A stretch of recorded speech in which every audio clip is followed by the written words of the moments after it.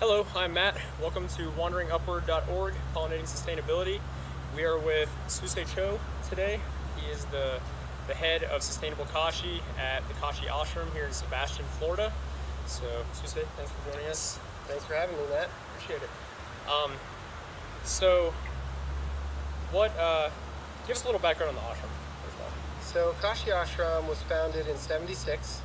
It's always been focused on spirituality, meditation, yoga, service work, interfaith, and kind of represented many generations over the 36 or 7 years of its life. And then the sustainable Kashi side of it, has that been going alongside it the entire time? The sustainable Kashi is new. It really started less than 2 years ago when I broke ground on our first compost pit in April 2012. And since then, that was, April 2012, that's less than 2 years ago. And I've been here for a few days now, and they have a pretty impressive permaculture setup at this point. A lot of it's experimental, as with most things permaculture, but all things being said, there's quite a lot going on here. So how did you guys get from the point of making your first compost heap in 2012 to this? Well, it started when one of the residents wanted to have chickens in one of their personal residence on a property. And we're a vegetarian community, but we eat a lot of eggs. We're actually pescatarian. And I thought it was a great idea. I started telling my friends about it. One person told me about permaculture. I read into it. I was like, yes, this is exactly what we need.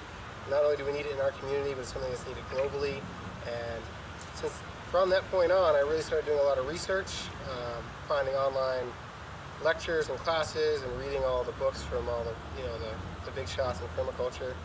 And then we hosted our first design course in March of 2013, and I got certified, as well as my sister and some of the other people working on the project with us. And from that point on, it's really been focused on trying to grow food for the community, doing it organically and sustainably. And there's 60 people about that live on property here? Yeah, give or take, 60 people that live on the property. And then again, on weekends, we open our doors and serve hundreds at a time sometimes.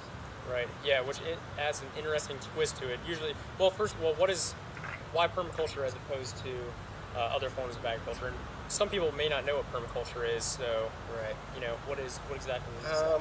Permaculture is really an all-encompassing thing.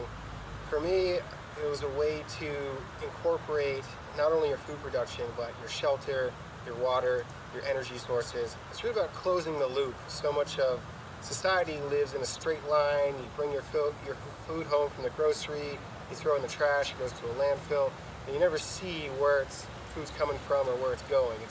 And that straight line isn't how nature works, and it's not sustainable. So that's why permaculture, and that's why we try to grow our food organically, sustainably, with as minimal synthetic fertilizers or no pesticides. It's all trying to do it off the land. Yeah. So how do people learn about this? How can they use this property? Because there's so many just amazing examples of permaculture systems here, and such an amazing amount of property in general, and also resources have been put into this place. So it's a great living example of permaculture, which you don't see in a lot of places because it is pretty new in our region, in the last 10 years or so. So what kind of classes, things like that, do you have coming up? Well, the property's almost 80 acres, and annually we hold a permaculture design course every March. So this one's coming up. It's on March 22nd. It's 12 days. We bring in expert instructors, Marcus Thompson from Permaculture Miami and Richard Powell from Orlando Permaculture will be heading up this design course. 12 days, but you can stop in for any days you like. And then we always try to do a class once a month on sustainable agriculture or sustainable living. So it's not only about growing food, but it's also about educating people in our area and across the world and how to do this for themselves, so we can kind of get off the hamster wheel and start to produce our own food and cut down on some of the waste stream and some of the things that go into having to buy food from across the world and bring it in. So it's about trying to eat local, think sustainable, and create these communities that can really provide their basic needs, so we can move forward with greener future for all.